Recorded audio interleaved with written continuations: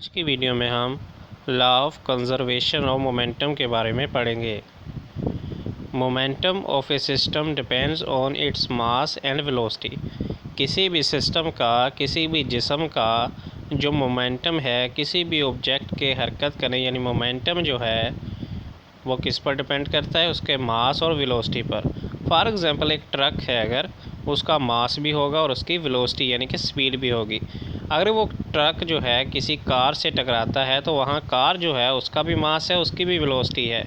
तो मोमेंटम जो है किसी भी ऑब्जेक्ट के मास और वेलोसिटी पर डिपेंड करता है। A system is a group of bodies with in certain boundaries. कहता है कि जो सिस्टम है वो ग्रुप है बॉडीज़ यानी कि जिस्मों का, जिनकी अपनी बाउंड्रीज़ होती हैं, यानी कि वो कितना हरकत कर सकते हैं या फिर हरकत करते हुए अगर टकराएं तो उनका इम्पैक्ट क्या होगा।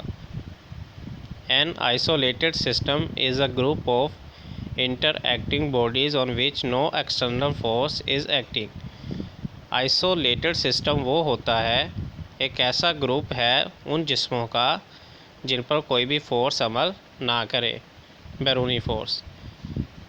इफ़ नो अनबैलेंस्ड और net force acts on A system, then according to equation 3.14 its momentum remains constant।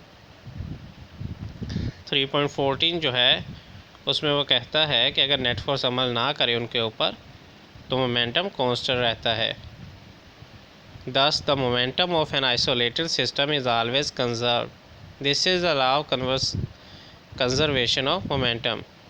यहाँ डेफिनेशन पढ़ेंगे। The momentum of an isolated system of two or more than two interactive bodies remains constant, यानी कि उनका momentum constant रहता है। For example देखें, before हमारे पास collision, हमारे पास m1 है, m2 है, u1 है, u2 है, फिर वो कोलाइड करते हैं एट कोलिजन, ठीक है।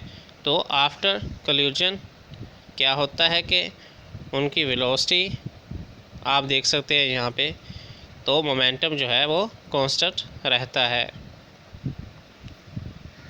क्योंकि वे दोबारा अपनी पोजीशन पर जा रहे हैं। Consider the example of an air filled balloon as described under the third law of motion. In this case balloon and the air inside it form a system. कहता है कि तीसरा कानून यहाँ पे हम अप्लाई कर रहे हैं न्यूटन का, कि कोई भी अगर every action has a reaction, यहाँ पे दो बाल टकराई हैं, उनका रिएक्शन हुआ है लेकिन इन अपोजिट डायरेक्शन, यानी कि जिस सिमत में वो टकराई थी उसके अपोजिट उनका रिएक्शन होगा। Before releasing the balloon the system was at rest and hence the initial momentum of the system was zero. Initial momentum था हमारे पास zero. As soon as the balloon is set free, air escape out of it with some velocity. The air coming out of it possesses momentum. To conserve momentum, the balloon moves in a direction opposite to that of air rushing it. Consider an isolated system of two pairs of masses m1 and m2 जो कि दिखाया गया। They are moving in a straight line with individual velocity u1 and u2.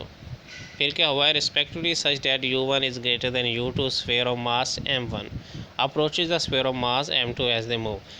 Initial momentum of mass m1 is equal to m1 u1, ठीक है। initial momentum of mass m2 is equal to m2 u2. Total initial momentum of the system before collision was m1 u1 m2 u2। तो initial जो हमने देखा कि कल्यूजन से पहले m1 u1 m2 u2, क्योंकि m1 मास 1 था, m2 मास 2 था, उनकी वेलोसिटी u1 u2 थी। After some time mass m1 hits m2 with some force according to Newton's third law of motion. m2 exert an equal and opposite reaction force on m1. Let their velocity become v1 and v2 respectively after collision.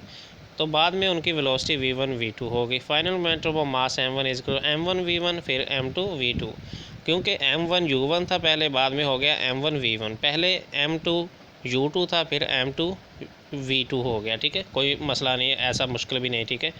तो यहाँ पे ये हमारे पास result है। अगर आप left side पर देखें, हमारे पास वो मास और वेलोसिटी मौजूद हैं जो कोलिजन से पहले थी, लेकिन अगर आप राइट साइड पे देखें हमारे पास वो मास और वेलोसिटी मौजूद है जो कि कोलिजन के बाद थी। तो कोई ऐसा मसला नहीं है, कहता है कि मोमेंटम जो है वो कांस्टेंट रहता है।